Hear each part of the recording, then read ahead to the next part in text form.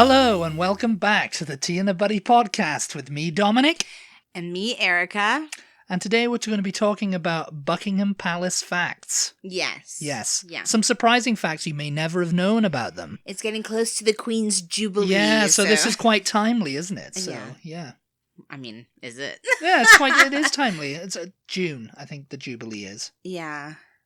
June the 3rd. I mean, it's a 4-day weekend. The pubs are open till 1 o'clock in the morning, so that's good. Yay! I mean, the Jubilee is just the official celebration, right? Platinum Jubilee. Because she's been on the throne now for 300 years. Well, it seems like they've been celebrating for this whole year so far. Well, right? This is the year, you know. Yeah. 1952, she wasn't invested until, well, she wasn't coronated until 1953. Yeah. But 1952 is when King George VI died, and she ascended to the throne, you know, because once he's dead, it's like, the king is dead, long live the queen. Yeah. Mm-hmm. So, yeah, we're going to be talking about Buckingham Palace facts, because that's where she lives now. They're going to be standing on that balcony. Well, everybody except for Harry and Andrew. Haz and Megs are not going to be on the balcony. Neither's Andy. Andy Pandy. So, yeah, Haz and Megs, they're coming back for it. But we'll talk about that later on in a separate... we've already had requests. In a week or two from now. In about a week or two, we'll talk more about Haz and Megs and their return from America. Their triumphant return. Their triumphant return. They'll be flying in, parachuting in, hoping to land on the balcony, but they're not going to. Oh my so, God. yeah. Anyway. We'll talk more about it because we've had requests to talk about Harry and Meghan. Yeah. No requests for Prince Andrew, though. Funnily enough. Wonder why. But anyway, can you guess when Buckingham Palace was built? The exact year, no. The exact year. It was in the 1800s, though, wasn't it? It was like... No? No? It wasn't. Yes, it was, No, you it filthy wasn't. liar. It wasn't in the 1800s at all. I thought it was built for... Oh, no, it was built before Queen Victoria. Yeah, because it was a house first, wasn't it? It was a house. It was a house. And then they just, for some reason, moved in and were like, we're going to add on to this and make this a palace. Yes. It was built in 1703 by the Duke of Buckingham. Okay. For himself. Buckhouse. Buckhouse. It was Buckhouse. Literally was Buckhouse. And he built it for himself. And then in 1761, King George III, in a moment of madness, bought the property. I can't believe you didn't laugh at that one. That was a great joke. He bought the property as a private residence for Queen Charlotte, who's currently starring in Bridgerton. Oh, yes. She's the queen in Bridgerton, because people keep asking, who's the queen? Who is that queen? And, you know, and everything. And it's like, that's King George III's wife. And as you all know, George is the one who was king when... Over here, we had the revolution from Britain. Yes, the Mad King George, hence my joke about, you know, in a moment of madness, bought the property. I think everybody gets it. He bought it for the Queen, earning it the title the Queen's House. It is under King George IV that the residence was transformed into the palace we know today. I love how they had separate houses for their queens back then. You know, they were like, we're not going to be living together. Don't freaking say anything. Don't. If I bought you a big palace, you wouldn't move in there and decorate it how you wanted it and everything like that. You're looking at that and going, understand. Yeah, I would do that.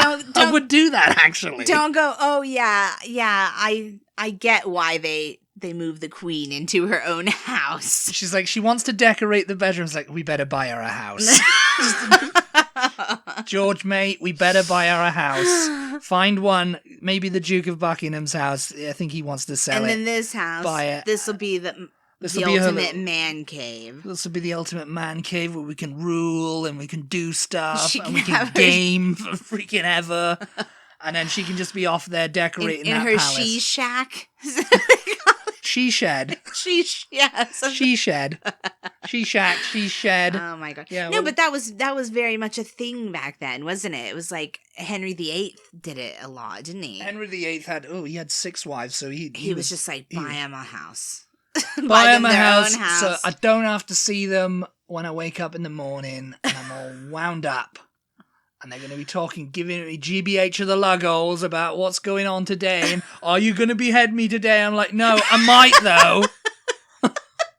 Buy them a house. Sort it out. Oh my God. But no, it's like, he bought it. It was the Queen's house because I guess, it's like she had all her servants. He had all his.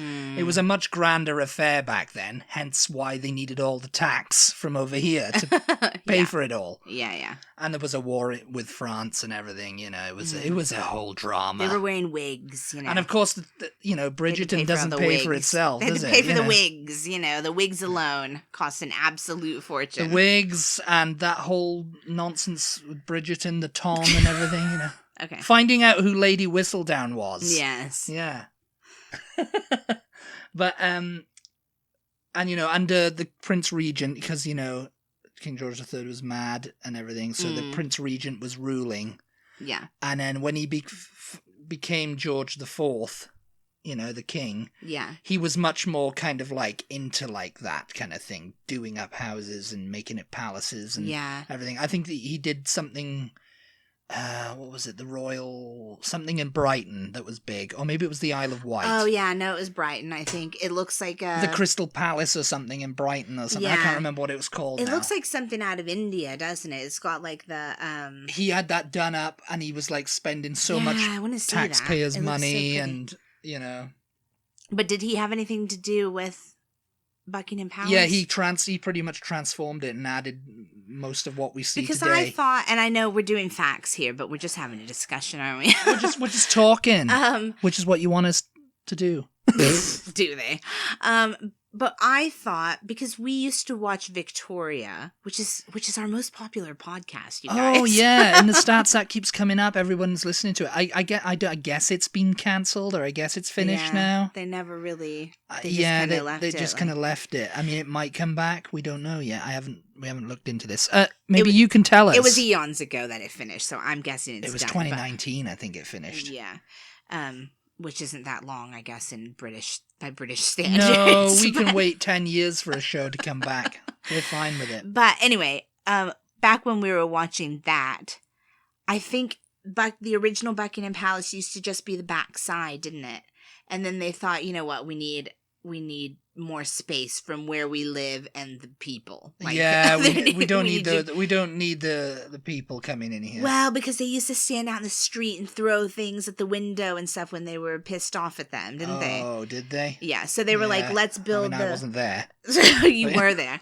So they were like, let's build an add-on. And we'll have this big like courtyard in between, which is how it is now. That happened in the 19th century. That's the next one I was okay. In the 19th century, the residence underwent renovations, adding 3 additional wings that surround a central courtyard. Oh, see, that's why I thought it was built in the 1800s. Because in 1820, it was given a makeover by the architect John Nash, who was ironically sacked for exceeding his budget. Yeah.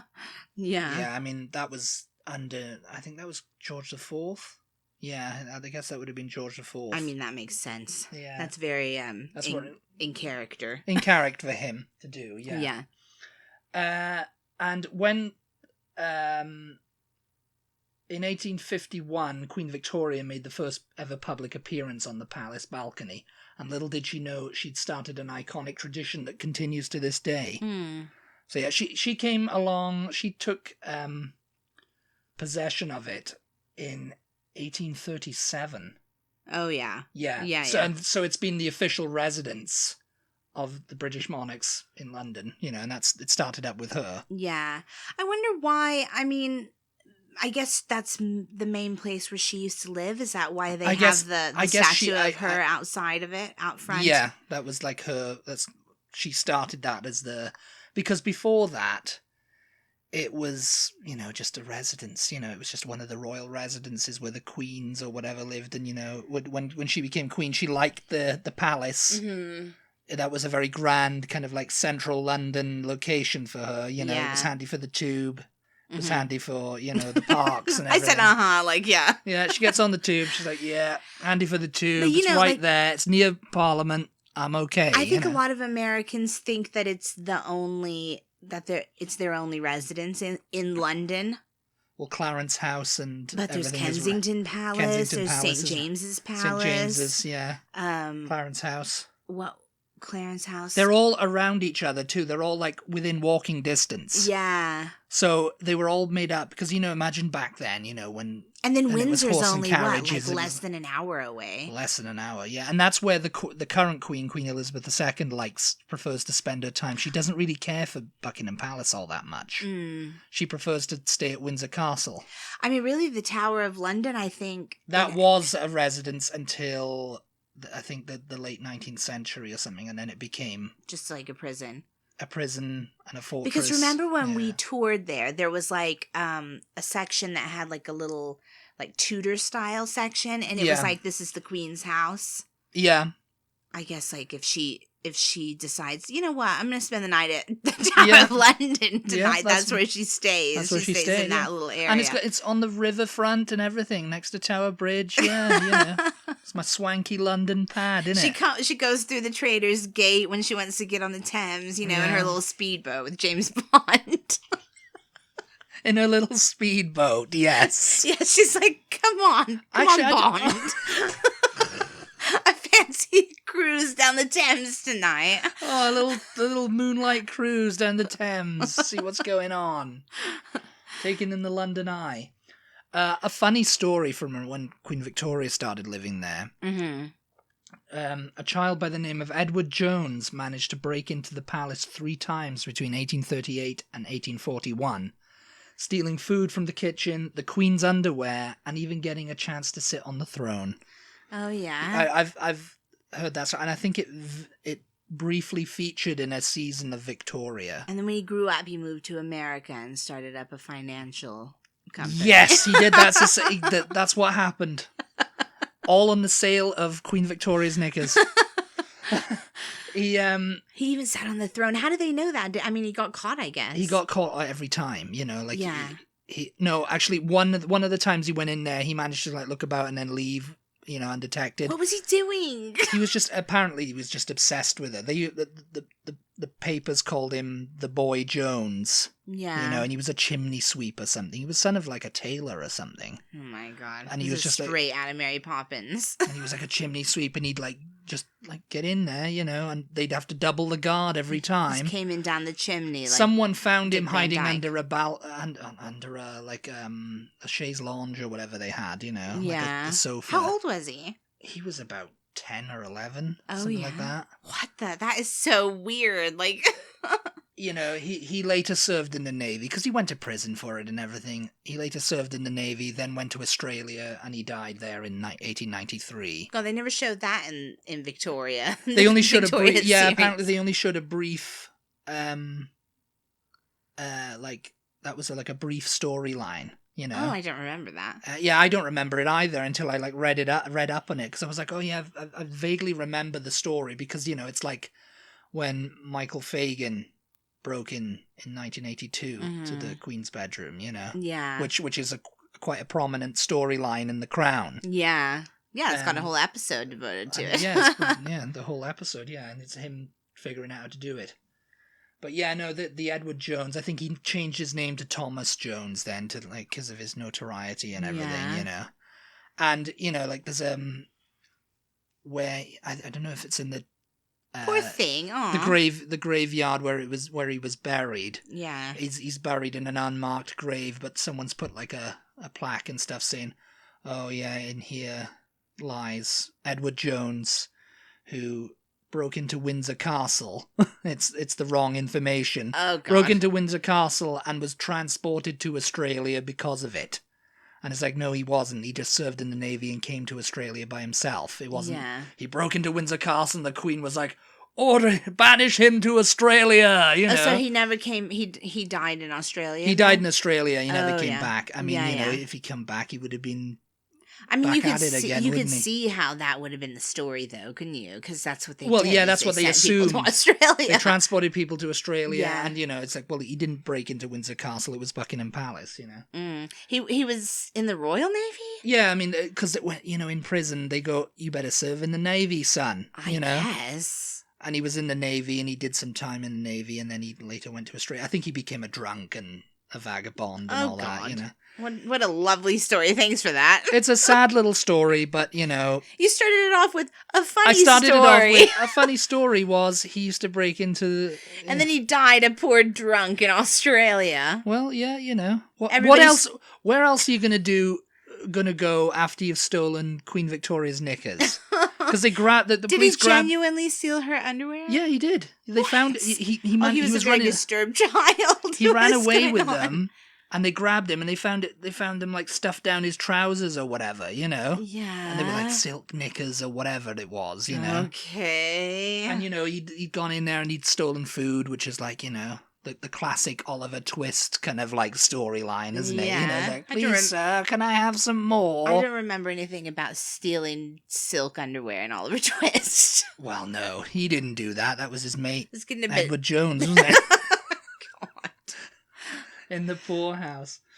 But the palace, next fact is the palace has 775 rooms. Jesus. 775 rooms. And that's 19 staterooms, 92 offices, 52 royal and guest bedrooms, 188 staff bedrooms. So there you go. Yeah. And not forgetting the 78 bathrooms. Why do you need so many? Yeah. Who's staying there? Well, are they going to, like, fill them up at some point, you know? I mean, have any of you guys ever been to London and toured Buckingham Palace? Because we have not. Yeah. I'm just wondering, like, in my head, I'm wondering what a bathroom looks like. Like, are we talking, like, I don't know, is it like a public bathroom?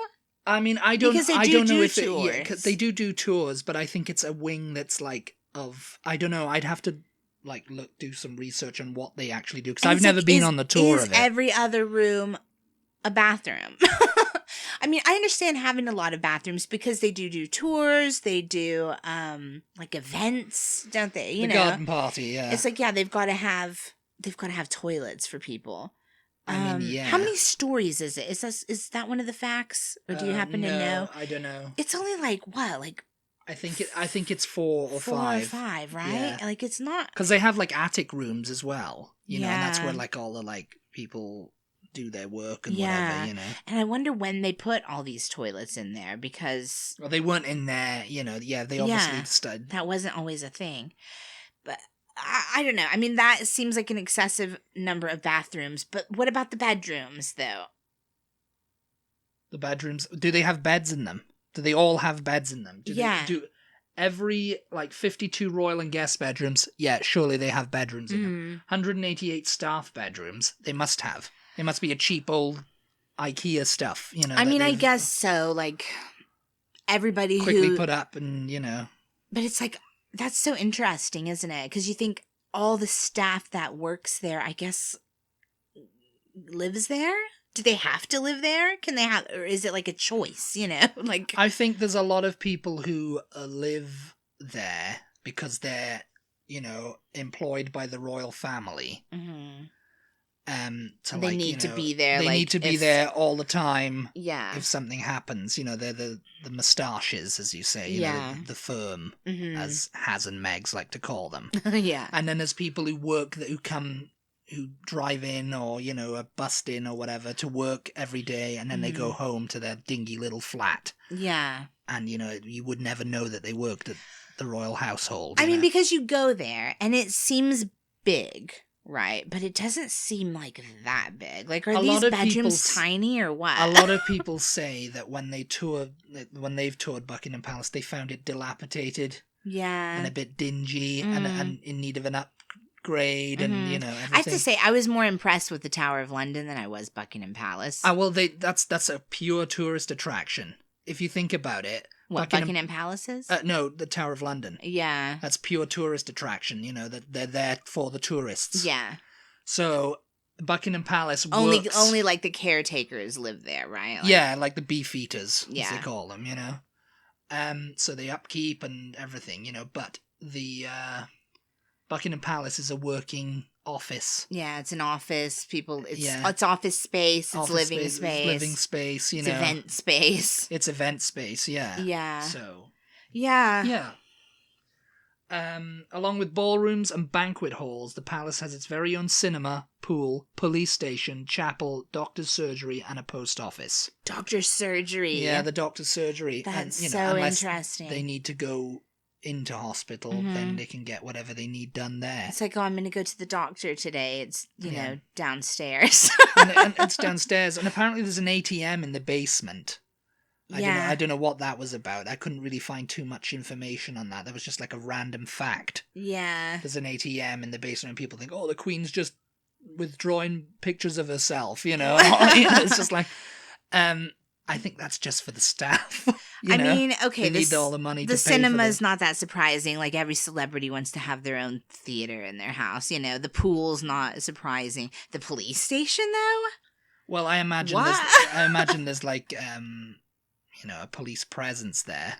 Yeah. Because there's always you'd think, oh, well, the Buckingham Palace is, if there's is that guarded many people by there all the time. by the Queen's Guard, Mm-hmm. and, and the fuzzy hats and the red thing, and they march around, and it's like, yeah, they're the ceremonial guard. Yeah. And they are actually active serving military. They're not just people who've filled in an application form and stuff. You have to be, I think, to serve in that regiment, or to be a Queen's Guard, you have to have distinguished yourself in battle or, something. Yeah. You've had to have toured at least one war zone, Yeah.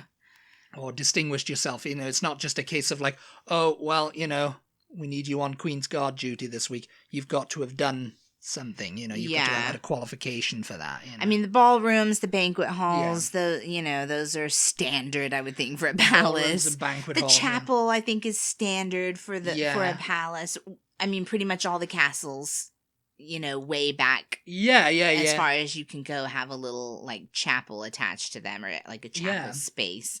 And she's basically like Britain's Pope, isn't she? She's head of the Church of England. Yeah, and as we mentioned, the Pope, the fact that there's a post office in Buckingham Palace. I mean, the Vatican had a post office as well, didn't it? It does, and that's another fact, that the Buckingham Palace has its own postcode.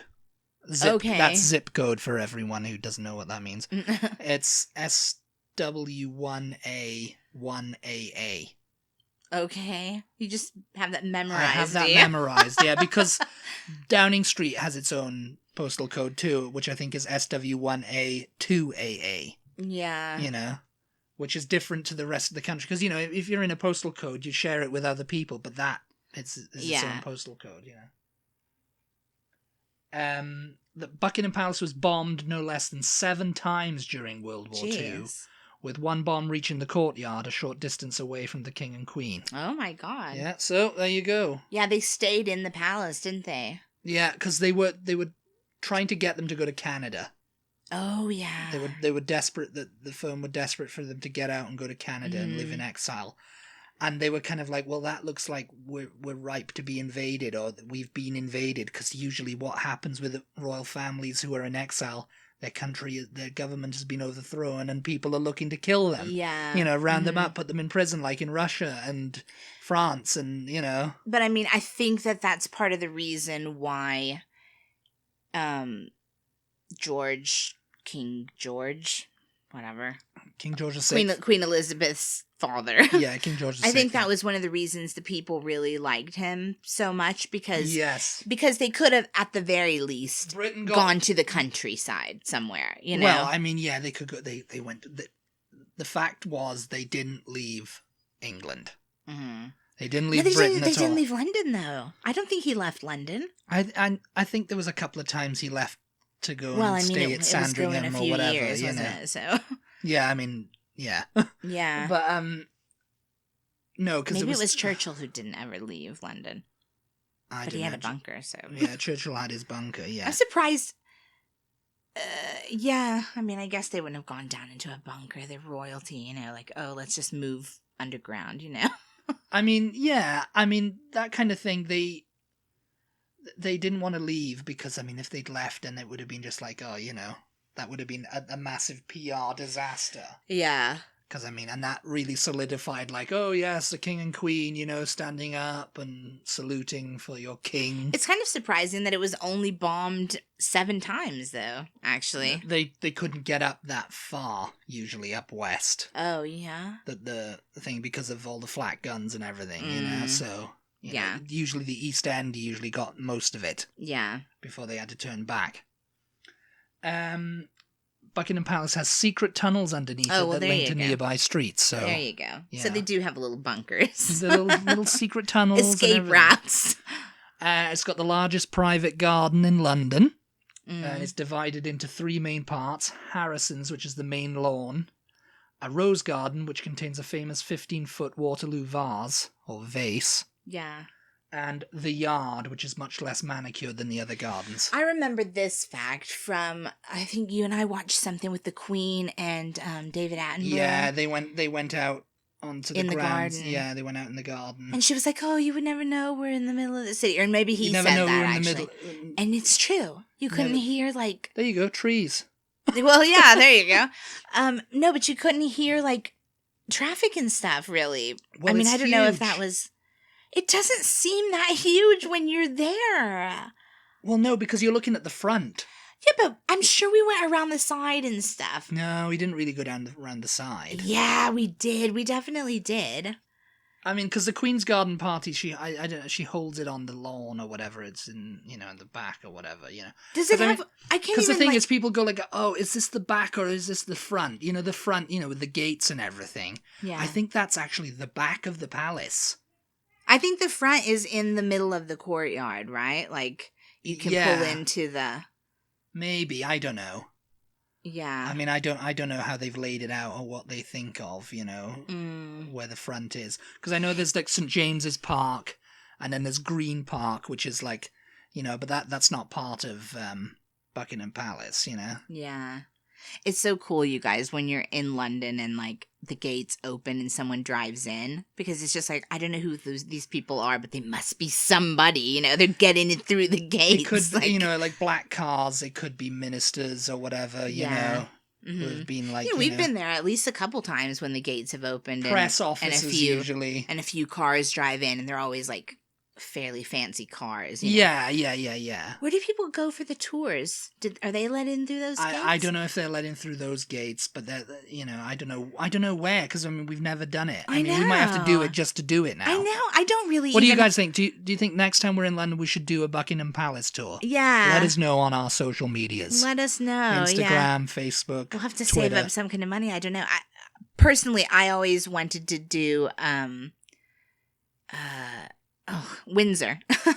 Windsor Castle's pretty cool. I always prefer to tour Windsor Castle over Buckingham Palace. I don't know. Buckingham Palace looks cool, but, you know, it's not that old in relation to other royal palaces and castles around the rest of the country. So, but yeah, if that's something you guys would want us to do when we go to Britain, just let us know. And we'll social do it. media, we are at TButty, TEABUTTY on Instagram, Twitter, and Facebook. So just contact us on the social media of your choice. Yes. And when we do it, we'll probably film it for our YouTube channel. We'll finally get that going. Yeah. If we are allowed, of course. The River Tyburn flows beneath the palace, which means the palace was set up on swampland. It was built on the site where in the 17th century, King James I planted mulberry bushes in an attempt to cultivate silkworms. However, he used the wrong type of bush and was unsuccessful in producing any silk.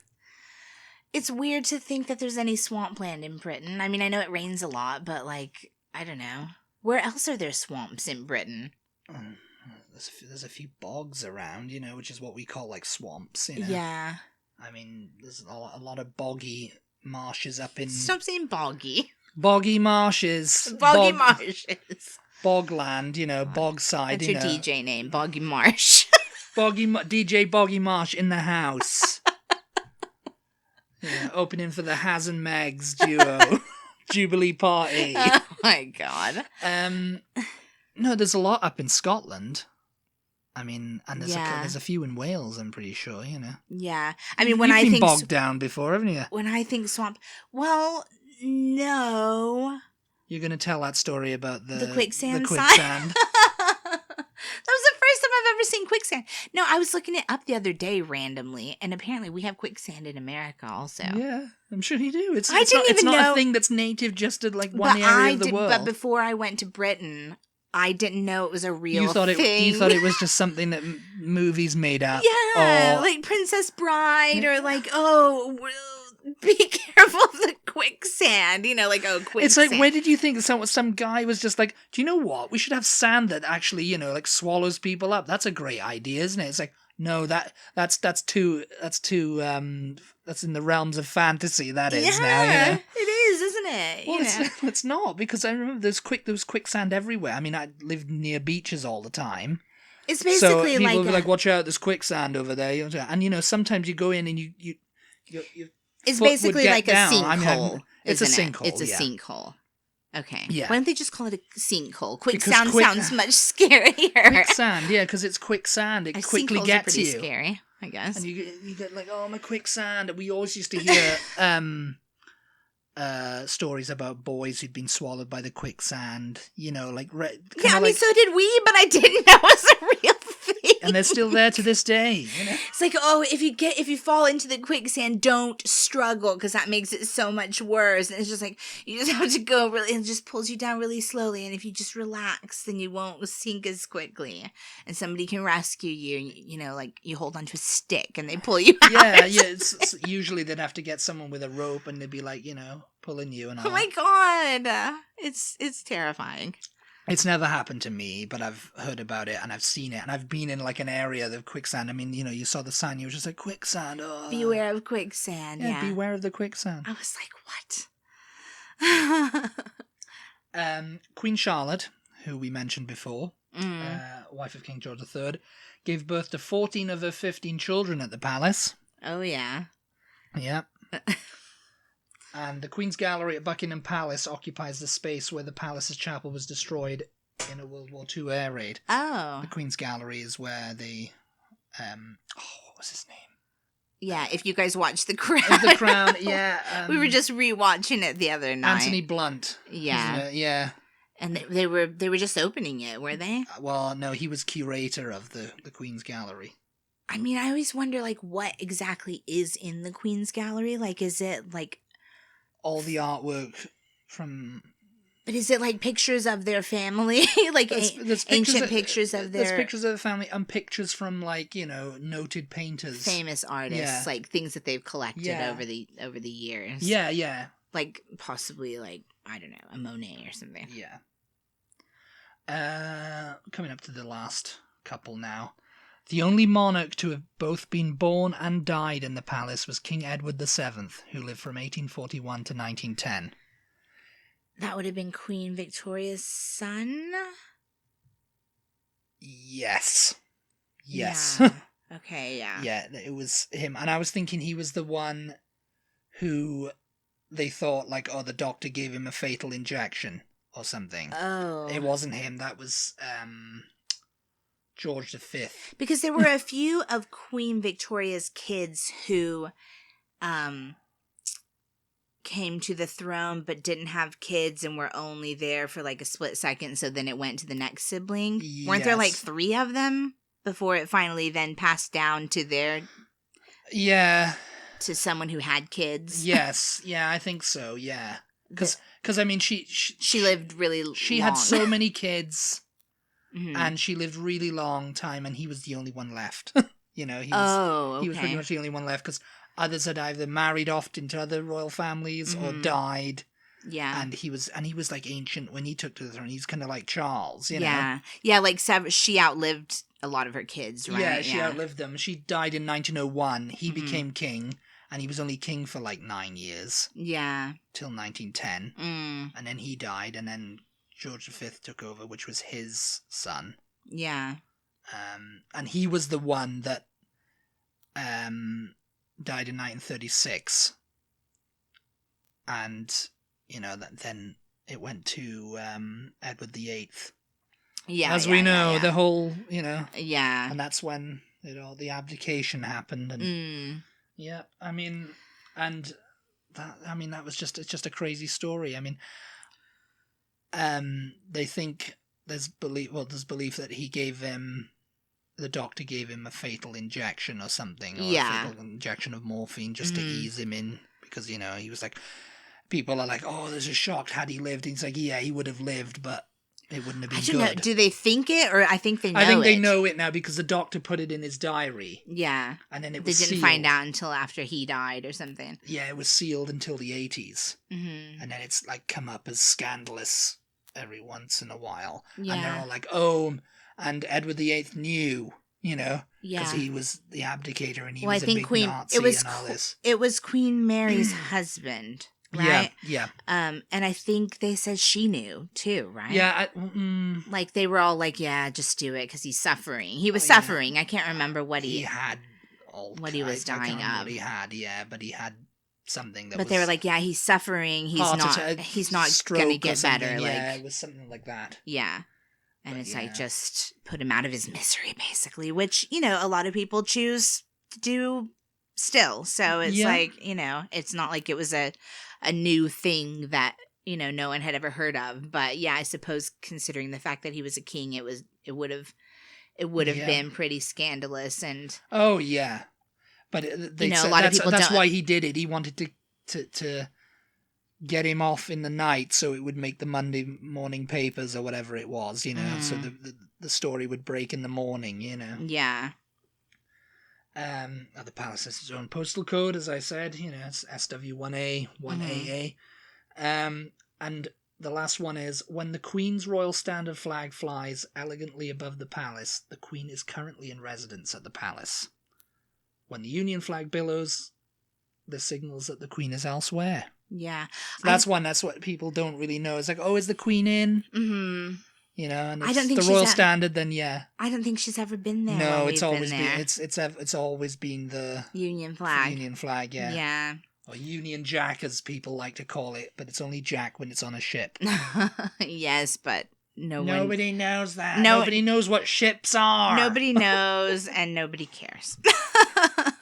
People do care. I heard someone official call it the Union Jack, not someone just the official, other day. like who? I can't remember. What was his name? But I was like, hey, they said Jack. They didn't say flag. Oh, I can't remember where it was. Who said it? Someone official said it. Yeah. And what was his name? I don't know. Was his name Mr. Skittles? Shut up. Because he is not official. Do not start that again.